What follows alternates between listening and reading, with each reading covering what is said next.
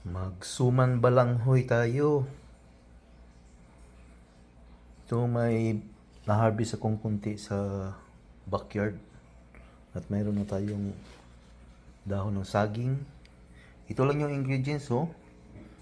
Yung young buko, saka brown sugar, at lagyan natin ng star margarine. Ayan na guys, na-combine ko na lahat. Yung brown sugar, star margarine, saka yung coconut. At nilagyan ko konti ng salt para mayroon siyang aftertaste. Ayan guys, namikos-mikos na natin. Magbalot na tayo. Ayan, nagbalot na tayo guys. Kailangan masikip guys para maganda pag ang resulta pagkaluto na. Tapos yung leaves natin, hindi pareho yung size eh. Kailangan i-match-match. Ayan, tapos na tayo magbalot.